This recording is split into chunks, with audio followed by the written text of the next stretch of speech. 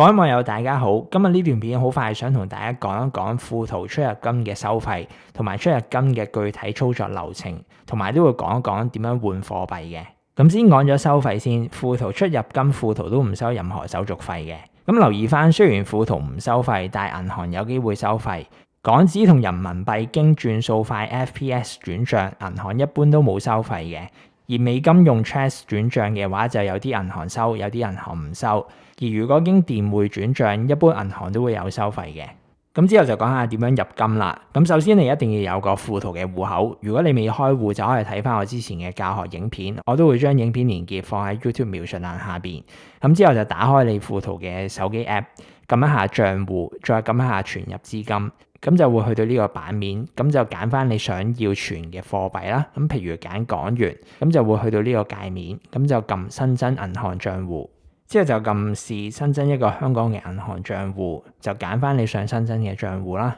譬如你係揀匯豐嘅，咁就會去到呢個界面，咁就填翻你個名啦，同埋你嘅賬戶號碼，再撳確認添加。留意翻呢度只可以加自己嘅個人銀行賬戶，就唔可以加其他人嘅銀行賬戶嘅。咁加完之後，你就會喺度見到你個銀行戶口。咁譬如你用恒生，之後就可以揀呢幾個方法去入錢嘅。咁最快捷方便就係 EDDA， 因為可以即時到帳。咁譬如揀 EDDA， 咁就會去到呢個界面，之後就填翻你想存幾多錢，撳翻存入就可以噶啦。留意翻要 make sure 你嗰個銀行賬戶係有足夠嘅錢，因為如果唔夠錢，有啲銀行係會收手續費嘅。咁大家留意翻，要睇銀行有幾多錢咧，就要睇嗰個可用結餘，唔係睇帳面結餘。可用結餘就係講緊你個戶口可以即刻用到嘅錢，帳面結餘就包括咗你未到帳嘅錢嘅，例如你入咗支票落你戶口，但係個支票嘅時間去交收，所以入幾多錢就記得睇可用結餘。如果你用帳面結餘入，就有機會入多咗，咁就有機會俾銀行收一筆手續費嘅。咁除咗 EDDA， 另一個幾熱門嘅方法就係 FPS 轉數快。你撳一下轉數快就會去到呢個界面，咁呢個就係富途嗰個轉數快識別碼，咁你就可以打開翻銀行嘅手機 app 轉錢過去就可以噶啦。呢度就會示範點樣用渣打銀行轉錢去富途嘅。咁首先登入翻渣打銀行嘅手機 app， 之後撳轉賬及付款，之後再撳 SCPay 轉數快，之後就貼上翻富途牛牛嗰個轉數快識別碼，之後就撳繼續。之後就輸入翻你想轉賬嘅金額，1萬或以上都得嘅。之後就核對一下，冇問題嘅話就撳繼續，就成功轉賬噶啦。之後再用恒生銀行作為示範，首先登入恒生銀行嘅手機 app， 再揀轉賬及付款，之後再揀至本地戶口轉數快，之後再揀新增收款人，之後再揀快速支付系統識別碼，輸入翻富途牛牛嘅快速支付系統識別碼，之後再撳下一步，之後就輸入翻轉賬嘅金額。同埋揀翻扣賬戶口，之後就撳下一步，核對一次冇問題就完成轉賬噶啦。咁之後就打開翻富途嘅手機 app， 撳我已轉賬通知富途收款，咁就會去到呢個界面，咁就填翻你啱啱存咗幾多錢，之後就撳通知富途收款就完成咗噶啦。留意翻要 make sure 你轉賬嘅金額同你呢度填嘅金額係一模一樣，如果唔係就影響到嗰個資金到賬嘅時間。而如果你係入咗好幾筆錢去富途，要每一筆都通知富途，就唔可以入一個冧心嘅總數嘅。如果唔係嘅話，就會影響到個資金到賬嘅時間。咁之後就示範埋美金入錢嘅方法，喺存入資金嗰度揀美元，之後揀一個銀行賬戶。咁呢度就係富途收款銀行嘅資料。咁呢度就會用恒生去轉錢去做示範嘅。咁打開你恒生嗰個手機 app， 撳轉賬及付款，再撳至本地戶口，之後再撳新收款人。咁喺收款銀行揀翻匯豐，之後填一填嗰個戶口號碼同收款人姓名，再撳下一步，之後就填一填嗰個轉賬金額，由邊個戶口轉賬，冇問題就撳下一步，核對一次就完成噶啦。轉咗錢之後就開翻富途嗰個手機 app， 撳我已轉賬通知富途收款，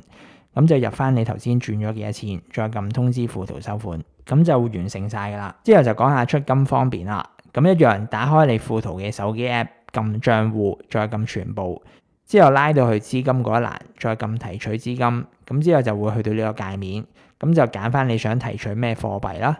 咁之後由邊個戶口去拎錢，拎去邊間銀行，咁之後就輸入翻你想拎幾多錢，咁喺呢度會見到個預計到賬時間，咁同埋手續費方面嘅，咁就可以核對一次啦。如果冇問題就可以撳確定提取，咁就完成咗成個出金嘅手續噶啦。咁如果你想睇翻出入金個記錄，可以撳一撳資金記錄就會見到噶啦。咁如果你想提取去一個新嘅銀行，你應該點樣做呢？喺提取字呢度，你撳一下箭序，咁就會去到呢個界面。咁你就撳一下管理銀行賬戶，咁喺呢度你就可以添加一個新嘅銀行賬戶。咁譬如就添加一個新嘅恒生銀行賬戶啦，咁就可以填翻你個名同賬戶號碼，再撳確認添加就成功加咗噶啦。咁喺提取字呢度就揀翻你新嗰個恒生銀行賬戶，咁留意翻要認證你嗰個銀行賬戶先可以拎錢嘅，咁你就撳一下立即認證，咁你就可以上載翻你個銀行卡或者個銀行結單去認證你個銀行賬戶，咁上載完就撳提交就完成